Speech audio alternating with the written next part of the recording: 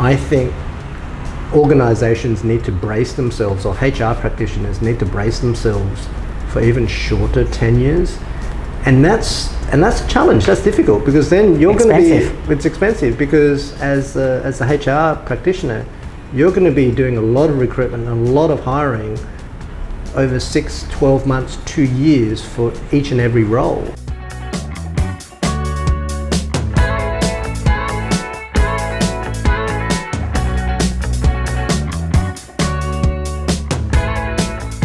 Andrew, thank you so much for spending time with us again. Thanks for having me back. Now, we are here to talk about the current employment landscape. So give us a little bit of insights when it comes to the current employment opportunities in Asia. Well, we're almost halfway into 2021, the second year of the pandemic. I think it's a little bit improved because we are 18 months into the pandemic now, and I think what we saw last year, the cuts that were made, were certainly very thin to the bone. So I think most organisations have probably made the cuts that they've needed to. So that's sort of stabilised the ship somewhat to ride out the pandemic.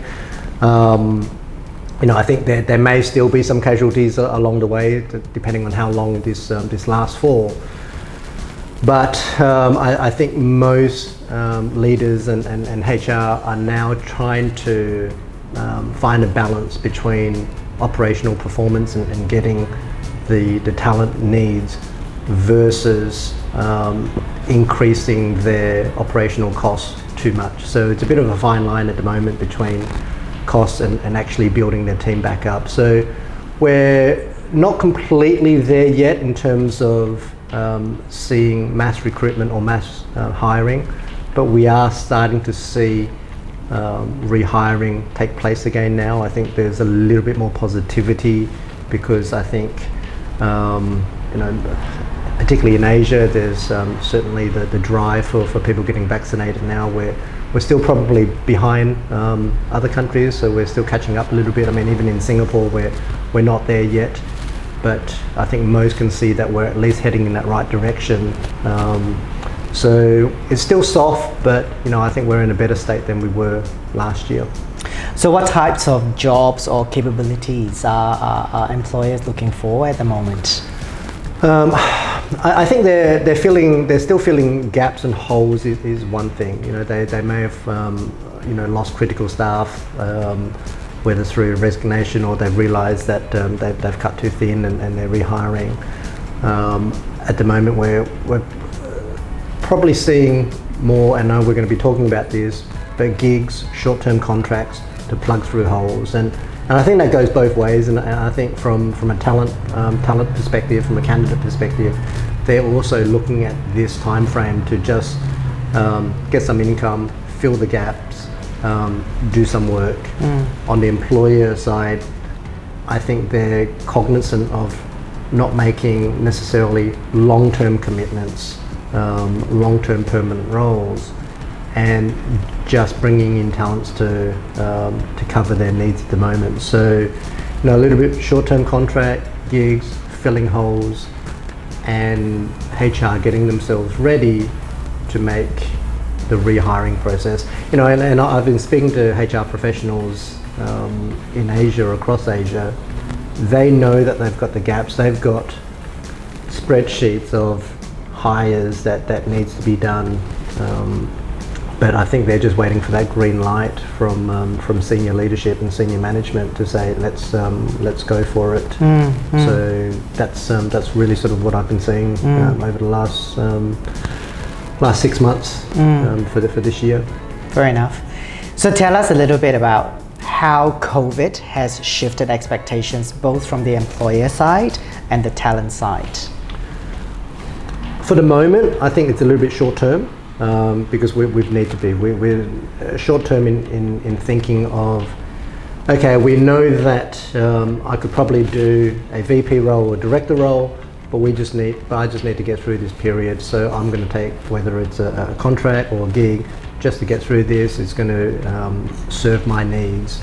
And same for employers. I think they're realistic with what their needs are when it comes to hiring. They just need to plug some gaps at the moment. And I think even post-COVID or immediately post-COVID, it's really going to be a balancing act for both parties to sort of work together in bring the employment landscape back to what it was pre-COVID. What about working from home? The concept of working from home, how has it impacted performance? The ubiquitous work from home, or WFH. I'm always careful with the F part. I know, yeah. There you go, WFH. Well, we've been forced to, right? For many countries, it's been forced upon us, and I think we were already heading that way anyway. But so 18 months in, and we did a survey at the beginning of this year about what employees' expectations were even post-COVID, and the majority said that majority 51% said they want the flexibility to choose. And then after that, they want 50% work from home and 50% in the office. So I think we're probably going to see a little bit more of that, particularly as the gig mentality or momentum picks up in Asia. It's an interesting one because I think whilst it's forced upon us at the moment, I would certainly caution organizations on making long-term commitments when it comes to work from home. And I see headline-grabbing statements by multinational companies that says we're going to go work from home forever. Post-COVID, everyone gets to work from home. And it makes me cringe a little bit when I read something like that, because whilst I mean, even my organization, we do a lot of work from home. Work from home works very well when you have established teams, you have established relationship, and you have an established corporate culture and bond between employees and employers. But as new employees come to an organization, and from day one that they work from home, the orientation of new staff, the orientation process of new staff is already hard enough. Doing orientation fully from work from home, and from that point onwards, it's certainly a challenge, because it's hard. It will be very hard to establish a corporate culture if new employees start coming in and it's from day one work from home forever, so to speak. Because even little things, if you think about it, as humans, we need that human interaction. We need that bond, and that's how corporate culture is built. It's built around the office lunches. It's built around the office gossip at the watering holes. And if you have a tough day at work, and your colleague, your peer, or even your boss sees it, you can easily just say, you know what, do you want to go out for a quick drink and talk about it afterwards? And it's all those little things that you may not realize and you may not see. Conversely, if you had a great week as a team, you've signed a big account, you've had great wins, and you go out for a celebratory drink or lunch, you're going to miss out a little bit on those things. And not saying that you can't organize something after the fact, but it's that spontaneity that you're gonna miss out on when it's fully work from home. So there's certainly some drawbacks that I can envisage, and I think it's something that HR practitioners, they probably realize themselves already, but business leaders who may be quick to continue with this, and because it's an obvious cut to operational expense to reduce office size or even eliminate the office altogether. But just be wary of what you're also sacrificing, which is that corporate culture that you've spent years to develop in your organization. That's certainly a word of caution that I would certainly give employers and business leaders when they're considering what they're going to do post-COVID. Yeah, I agree with you in terms of working from home needs to be a little bit more, I would say structured when it comes to approach, because obviously working from home was introduced in the name of COVID restrictions or safety, right? Because we just can't be together anymore. So it was almost instantaneously introduced, right? So the It was setup, forced. It was forced on sudden, many very organizations. sudden. There's no preparation to it, and I think because of that, I think that's where the expectations withered or quivered quite a bit in a way that. So, for example, I feel that psychologically, if you're not prepped to work from home, one tends to or has the potential to lose stamina. To lose focus and momentum in terms of what they do, right? And especially if they have heavy responsibilities at home, it's very hard to say no to home responsibilities because you're there. So the momentum and continuum of a certain timelines that is expected of team members is elongated, and that potentially could impact a project outcome and expectation, and that's where business responsibilities may fall apart. But also psychologically, like you said, from a social perspective, if you are too isolated, sometimes you risk of not being too, how would I say this? Not easy to work with if you are too isolated. Absolutely. Because you have too many choices. And that's the part, I mean, you talk about the social part, and that's certainly the part that I worry about the most, because, as humans, we're generally social animals, and that's what the office environment brings. It's,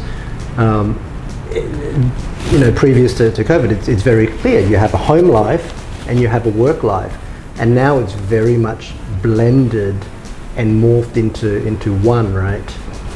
So certainly not for everybody, but I can certainly see a large segment that it would appeal to, and particularly with millennials and the Gen Y as the younger generation that's more accustomed to it, and we're talking about the gig gig culture as well. So that certainly works very well for gig cultures. But one other concern that I see coming out of this is that employee tenures will probably be shortened again. Already it was shortened after the GFC because I think most employees who were long-serving employees and they were retrenched, and they've had to leave after long service, and we saw that again during COVID. So in the past, that you would have many employees that have their 10 years long service. I don't even hear about long service leave anymore, right? It was out the window. I mean, you used to get a gold watch for 10 years, right? So you don't hear about that very much anymore. So I think with the whole gig culture, and if we're going to throw 100% work from home or a majority work from home from that, I think organizations need to brace themselves, or HR practitioners need to brace themselves for even shorter tenures. And that's a challenge. That's difficult, because then you're going to be, it's expensive, because as a HR practitioner, you're going to be doing a lot of recruitment and a lot of hiring over 6, 12 months, 2 years for each and every role. And I foresee that is something that's going to happen post-COVID as we enter more into gig contracts and work from home, because the old adage, people don't leave companies, they leave their bosses, and they leave their boss because they've have good working relationships with them, they've got good rapport, they've got good bond. They would, they as I said, they would have celebratory lunches, and the boss would mentor them when they're down, because you can physically see when someone is down. You're going to miss that. That communication style is going to be missed, because WhatsApp messages, emails is not so easy to pick what the emotion of the other individual is. So you're going to miss that bond between a supervisor and an employee, which ultimately will mean that people would not only leave the company easily, they'll leave their bosses easily. So that tenure, I see, is going to be the biggest drawback. Yeah, Andrew, as you're describing that, my heart really goes out to the line managers, because it's so hard to balance managing performance but also mental wellness balance, right? How do you draw the line? Where do you draw the line when you can't see your people face to face? Let's delve into the gig economy, because we are here to talk about, how flexible career path would be, right, in the future. So in 2019, there is a MasterCard white paper that indicated that this year, the gig economy globally is worth about $350 billion and is expected to escalate to $500 billion US dollars in 2023. So tell us, what is the definition of gig economy in the Asian landscape, and if Asian-based corporation and talent are ready for that? Sure. Gig economy essentially would be a worker marketing themselves to several jobs, several companies, and doing things either concurrently or back to back, short projects, short contracts, as opposed to long-standing employment contracts, right? Going back to why I feel that 10 years will become shorter. So they go in, and this is where COVID has certainly driven the gig economy, because you go in there, you do a job, you fix a problem, you fill a hole, and then you get out. So it's certainly not something new. Short-term contracting has been around for a long time anyway. It's something that appeals to the millennials that's coming in, because I think they're used to juggling many balls in the air. They've been doing it from the time that they're in university, doing part-time jobs, and they want to continue that. They like that freedom, they like that flexibility. They don't necessarily want to be tied down to an employer per se. So that certainly has been on the increase anyway. Asia is probably catching up, and I think COVID has pushed that along, obviously. But is it ready? Probably not, because I think the employment landscape for Asian companies is still rather traditional. The employer-employee relationship has somewhat been sort of set in stone a little bit more. So is that traditional relationship. It's certainly increasing, but I mean, we've seen reports recently where employees are complaining that their employer is forcing them to go back to the office because they don't trust us. So whether it's a trust issue or whether it's just tradition that they're not used to, that's what we're saying. It's going to happen and it's going to increase, but I think at the moment Asia is still probably playing catch up to other regions when it comes to fully gigging its staff. But what are the benefits though for companies to look into gig economy, to support gig economy?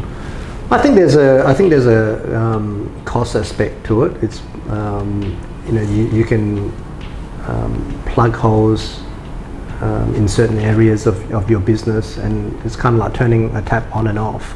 If you want to run a digital campaign, you don't necessarily need a 12-month person in that chair to run that campaign. It could be a certain period of time during the year that your product sells better, or leading up to that peak season. So you put a digital person in, put a social media person in, and just run that for 3 months, 6 months, turn the tap off, and start again next year. So I think there's an operational cost aspect that works well for a lot of organisations. So same with if you use that example in other departments, you bring people in if and when you need them. And would company still gear towards it's almost like PR consultants. You know that they are the experts, yep, and they have the right contacts to fulfill that particular gig or Absolutely. that project for Yeah. a period of time. Yep. So for people who are considering being in the gig economy or doing gigs, should they communicate in a way that they come across as an expert in that particular field? Well, they'll need to, obviously. So you'll start seeing CVs that would talk more about skill sets, deliverables, achievements, as opposed to necessarily looking at a CV and thinking, oh, okay, well, this guy has done 2, 3, 4, 5 years. He's been loyal to that company, and is so you start discounting. We talked about 10 years, so we start discounting 10 years, and CVs would just be deliverables and what that person can bring. Kind of like going to an agency, kind of like going to a consultant. You just need that person to come in and fix the problem for you. But going back to what we sort of talked about before, you're going to sacrifice somewhat corporate culture and corporate understanding by bringing a consultant in that may not necessarily know your brand, your history, and your mantra. So I think there are trade-offs. There's definitely trade-offs, but I think it's a direction that COVID is going to push a lot more people into, though. Yeah. So just to clarify what you mean, so on our CV, if I want to be to come across as a wonderful gig talent, I should really focus on achieved results, like on a certain PR, the coverage that I have managed to get, or if I'm a business development expert, how much business I've sourced and converted, and so forth. Be very figures specific to get the attention. Yeah, absolutely, and this is why I say, and this is when you sort of said is Asia ready for it, and because most of our clients, most of the business leaders and hiring managers that we speak to, they will still look at how long an individual has worked for a company, and the old term of job hopper still comes up, right? So they look at a CV, it's like, oh, this guy's done 6 months here, 6 months here, 1 year here, hasn't stayed in a company for more than 2 years. He's a job hopper.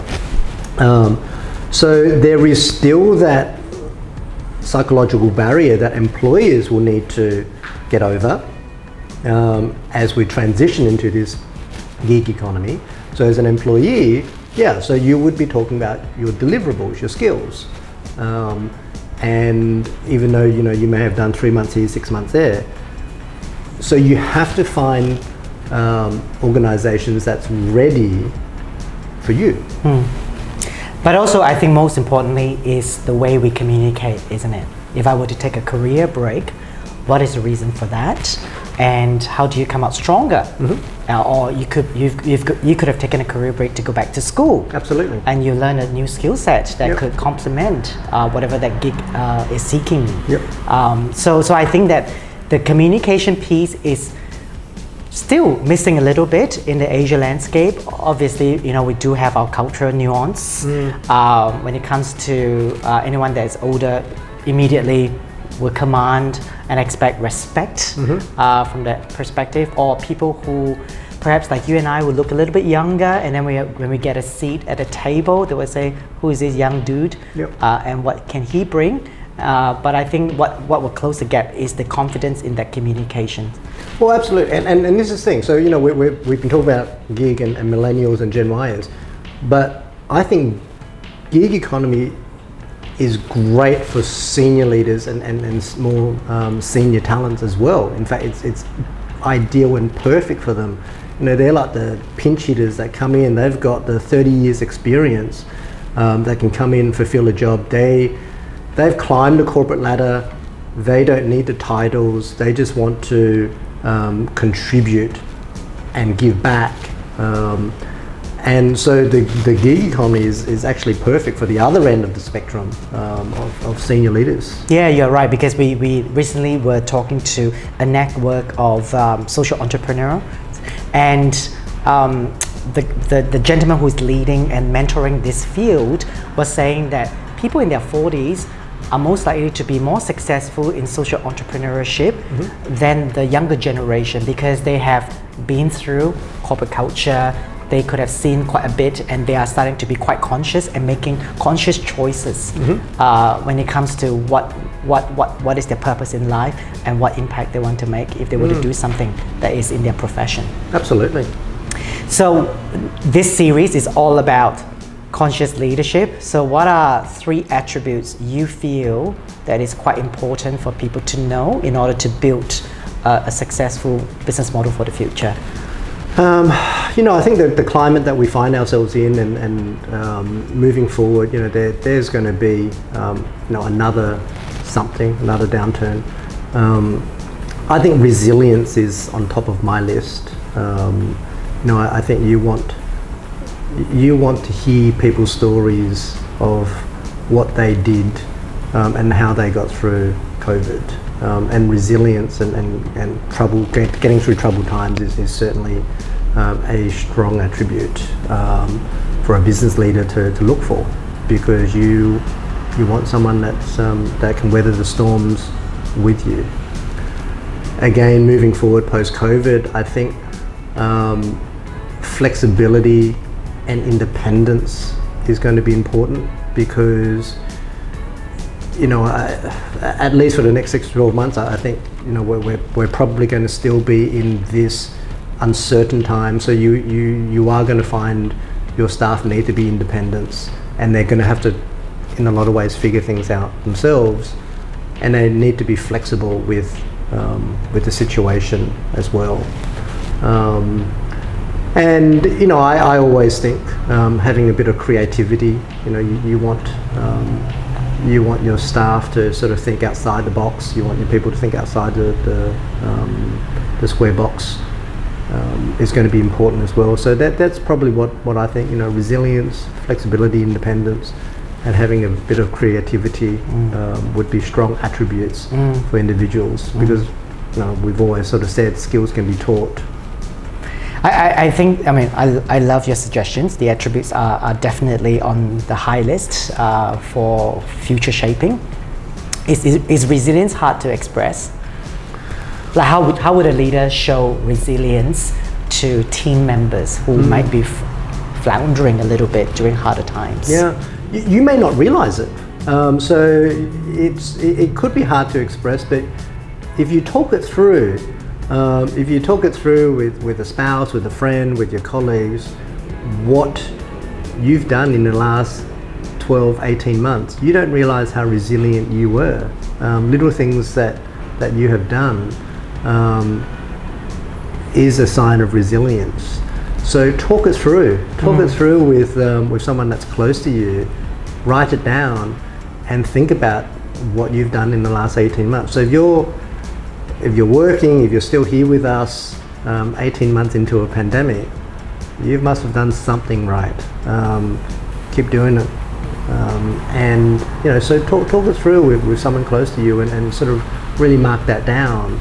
And I think that would be a good start.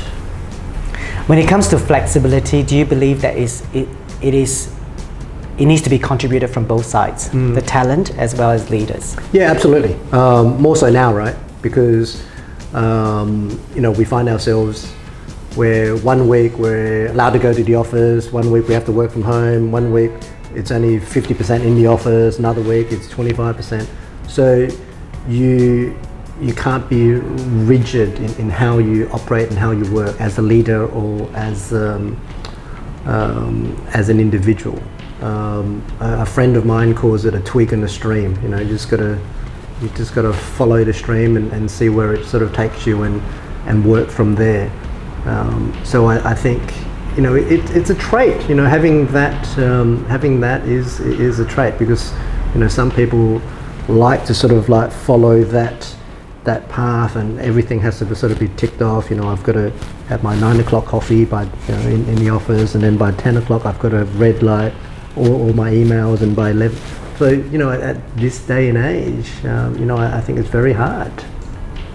Yeah, totally.